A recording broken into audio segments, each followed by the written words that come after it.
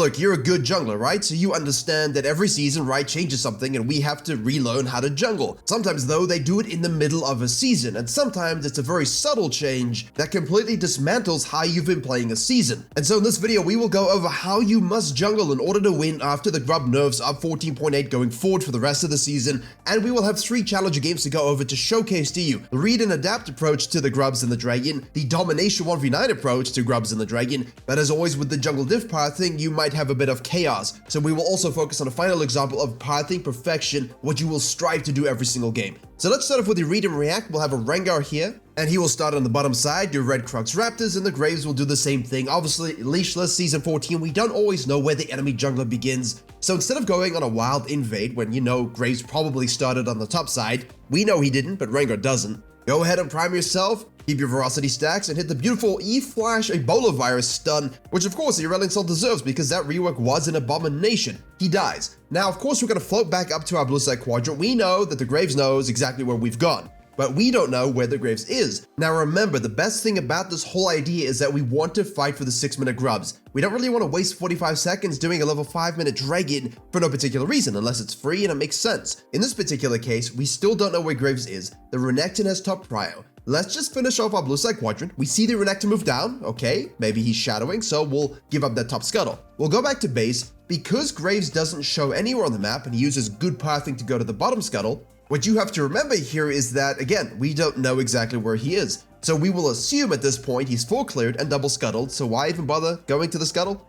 Don't waste time here. Getting to 6 minutes as powerful as possible for those grubs, if you want to take them, means you need to read and adapt a lot more to the enemy jungler's unknown locations and be aware of the threats that lane prio presents to you if you make a dummy decision. Now listen here, the downside to the way we've passed this game means that on the top side, our quadrant is going to spawn a lot later than it normally would because we went for the mid lane gank. Whereas if Graves is sequencing properly, he in theory should be on the top side. So Rengar moves to counter gank if the Graves in fact did such pathing. Obviously, until we have visual confirmation of where the Graves is, we have to extrapolate and anticipate. The best way is always to go through Virkayu.gg. Not only do I have a free jungle improvement resource, I also have a dedicated program with jungle video courses, jungle coaching classes, a jungle VOD library, special weekly content you'll see nowhere else, as well as all of this hosted in a private jungle Discord. And if there is one thing I'm good at, it's making junglers go from low elo to high elo, as seen by the great number of success stories from the end of last season and already the beginning of Season 14. So to climb faster than everybody you know and to jungle diff every game you play, head to Virkayu.gg or click the link in the description below.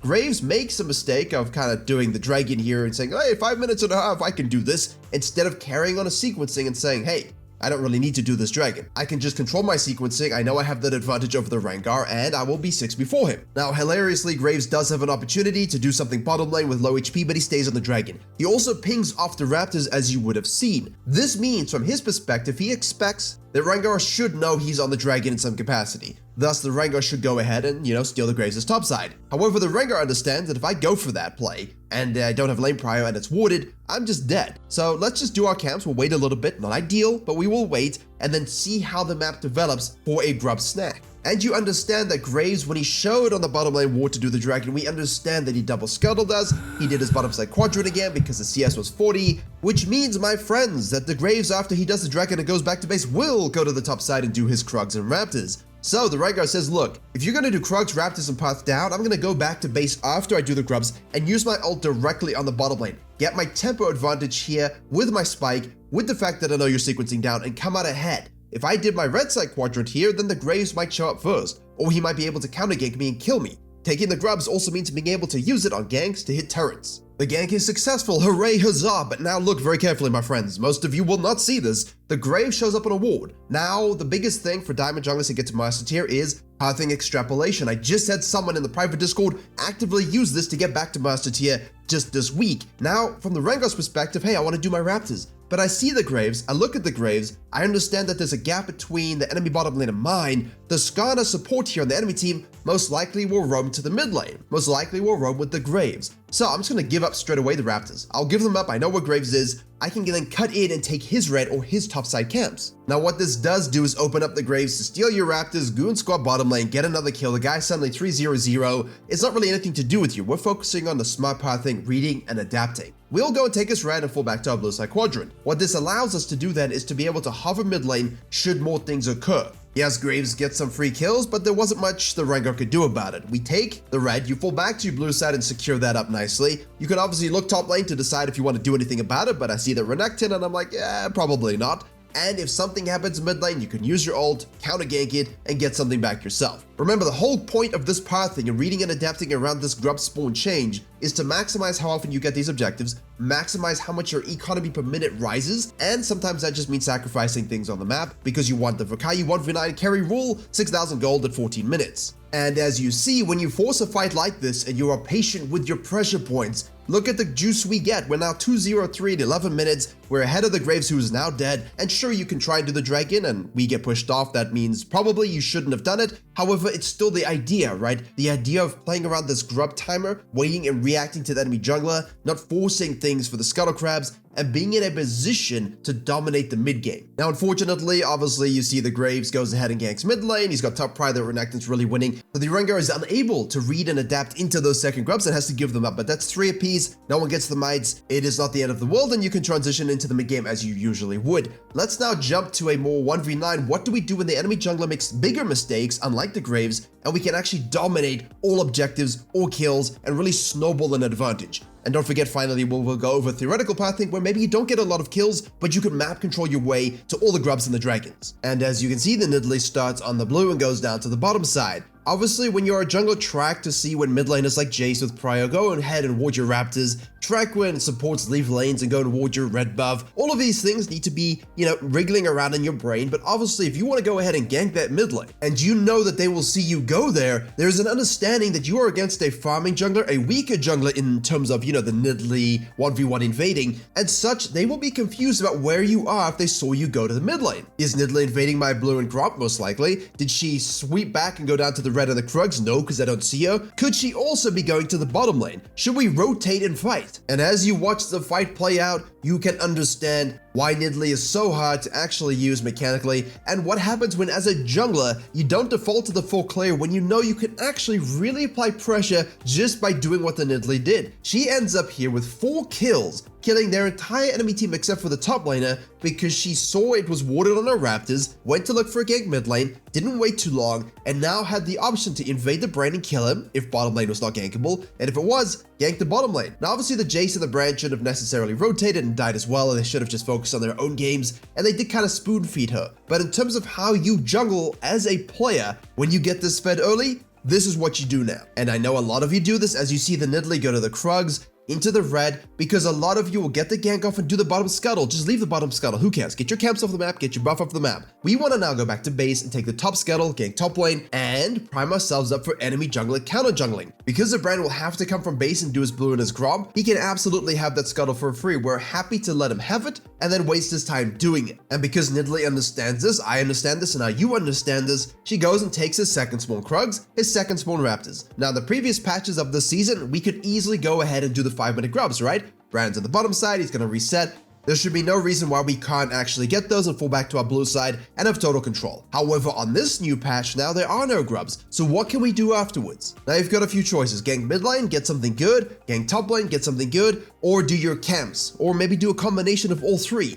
However, what we don't want to do is necessarily go for a top lane gank, which isn't really possible. You don't always know if this is the case, but assess your top laners, assess the champions, what's the state of the game. Can we actually do anything about this? If at worst there's nothing you can objectively do in the lanes, and Brand will show up top lane, basically looking at it and going, well, there's no camps up, so I might as well, go ahead and gank a lane, then there's Nidalee you can fall back to camps and actually try and counter gank those scenarios. In reality, as you see, what does happen is instead complete fiesta. We go top lane, I'm gonna speed it up, we get rotated on by the Jace, we loop back around, we recommit onto the Brand dies to the Kiana, we chase things around again. Really a little bit coin flipping in terms of the fight, which is why I gave you the options beforehand that I think are better.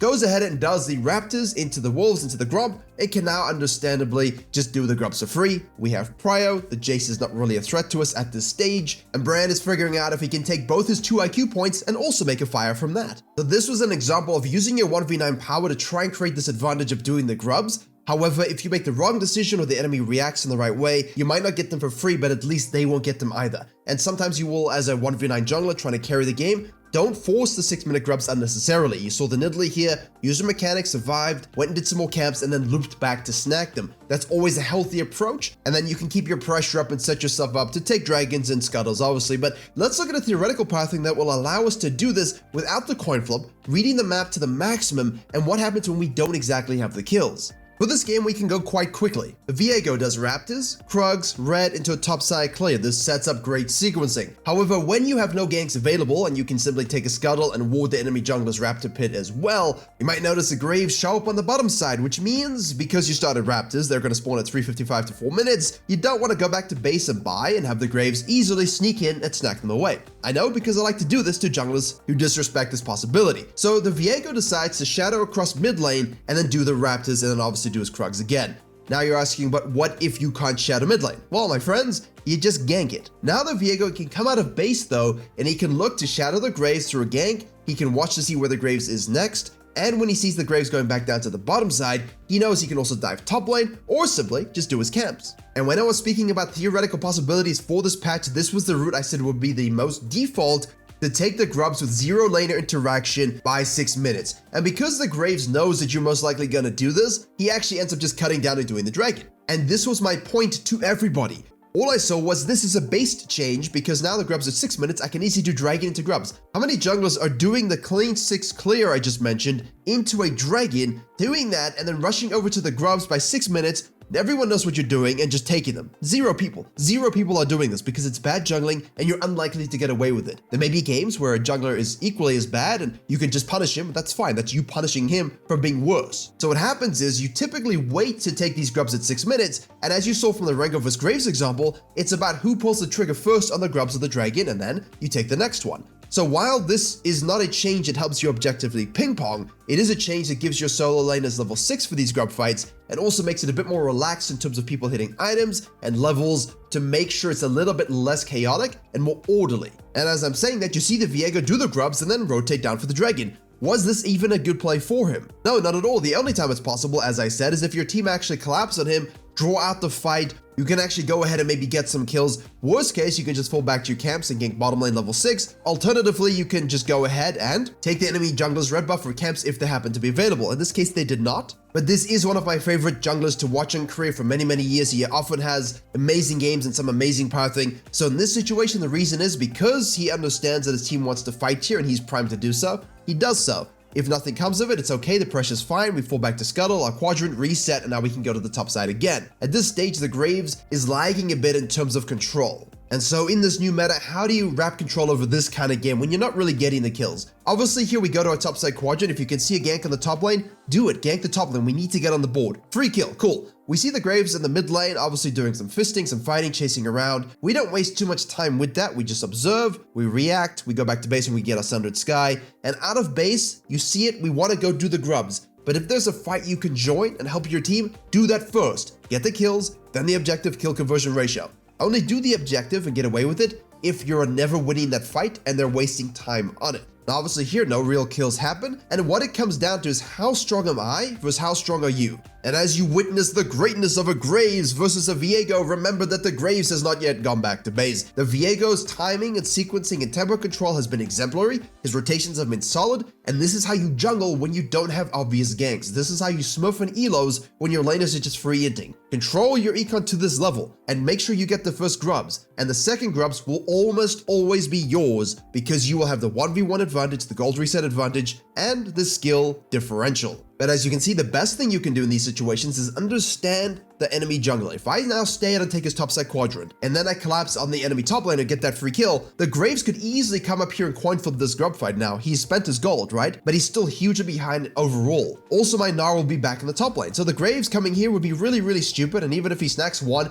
he dies and he loses overall. Thus, this play means you can maximize how much you take from the jungler if you go and counter jungle, kill top lane, and then do grubs, versus just doing grubs as a super safe maneuver. Obviously, this depends on your champion, your matchups, what time of game it is, and obviously how strong you are itemization wise. And yes, that might mean you give up the second dragon here, but I'm okay with that trade. I think most people are. Just ensure you actually go ahead and hit turrets, use your grubs to the full effect, try and get that herald to punch open games. But if it ultimately comes down to a dragon fight, Make sure you get the kills, you get the resets, and you dominate. Now you're saying, but that doesn't make any sense. Virkayu, what do I actually do to carry games all the way through? Well, good thing I've made a jungle decision-making video to guide you.